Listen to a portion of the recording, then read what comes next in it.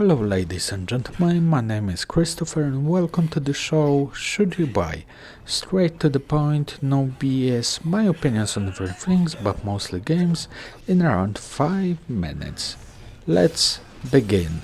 Today we're talking about a game Wulong Fallen Dynasty made by Team Ninja and published by Koei Tecmo. A game that I can summarize in one sentence. It gets boring around halfway through. By about that time, you will start to realize that the first boss was the hardest. It takes a lot from the enjoyment of the game. You don't have any mountain to climb to anymore. When it comes to the design of Souls-like games, this is a big flaw and con. Team Ninja should tweak the bosses in the future patches. The sooner the better. Another thing that gets tedious in the longer run is the reliance on the core mechanic. Mainly I'm talking about the parry mechanic. At about half of the game you're just getting sick of it. Mainly the problem is that the feel is too schematic, the whole feel of the combat. It's not organic enough, it's not alive enough. It's more of like a chess game, if that makes sense. Parry, mash few attacks, parry, fire a spear attack, maybe a special attack, rinse and repeat. So as you can see, for me it got boring pretty quick. Well, as long as you can say that half of the game is quick because of the different skill levels that people have, you can get there sooner or later. Depends if you rush through the game or if it will take you time, but you get my point.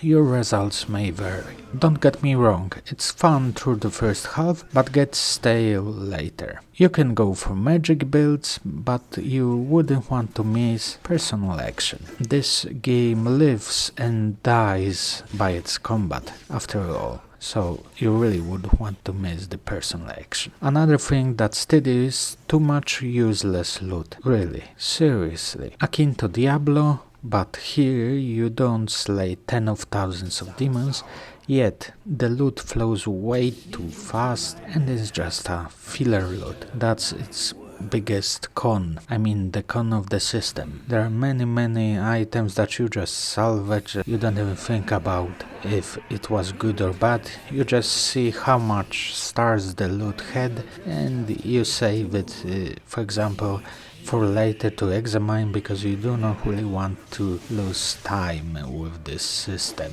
About the visuals next. This is the thing that it doesn't really matter that much, because as always gameplay is the most important, but for you that graphics matter, well, this game is mediocre at best. There are flashes of brilliance with the design of the enemies and some environments, mostly through the lighting system, and some places can be really pleasant to look at. If it wasn't for the lighting, they wouldn't really stand out that much. Like it wasn't work on enough. Sound design, it's fine. You have your usual clink and clangs and serious Souls-like music. Nothing really special. I mean, it's fine, it's okay. Next thing that I really need to touch upon is the story. Well, for all of you that like good story, let's make it short. It sucks. You do not play it Wulong for its story. If you were one of those person that came into Souls-like to expect some mysterious world building and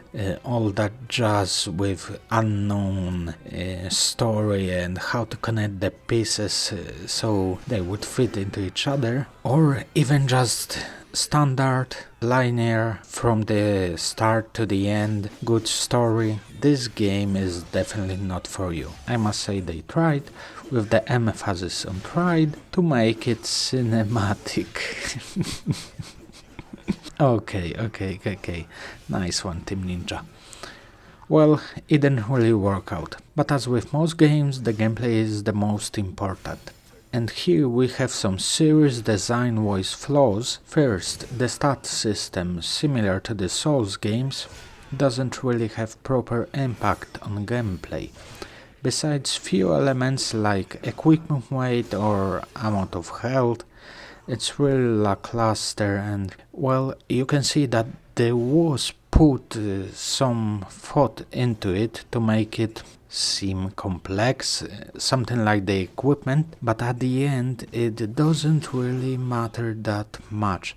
You can really easily compensate it by making a well-timed parry. I'm trying to find some positive thoughts about Wulong, but the longer I think, the more it becomes average at best. For its current price, I can't recommend it. It's a boring slog. Team Ninja clearly tried at replicating more of a Sekiro feel, but to be honest, I really hope they will stick to the guns and original style they at least made their own in Neo and Neo 2, because those games are just much better than Wolong.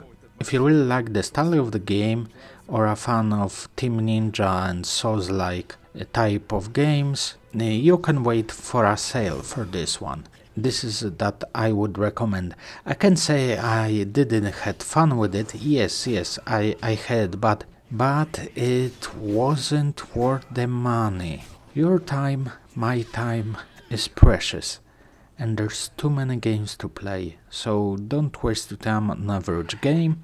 Unless you have a dry period and played most of the good titles, you could give this game a chance. Otherwise, it is not worth it, in my opinion. Disclaimer. Everything on the internet is just an opinion of someone else. At the end, you can only trust your intuition, and only you can answer the question if you really want to waste the money on a game like that. I would be lying if I said I didn't have some fun with it. Yes, I had some fun, at least through the first half of the game, as I said earlier, but it doesn't warrant the full price of the game. Basically, if the game was priced differently, you could wait for a sale and then test it if it's something for you. So, unless you have a dry period and you played most of the good titles, you're left with Wolong. With that said, have a nice day and see you in the next one. Don't forget to like and subscribe. This really helps such small YouTubers as myself.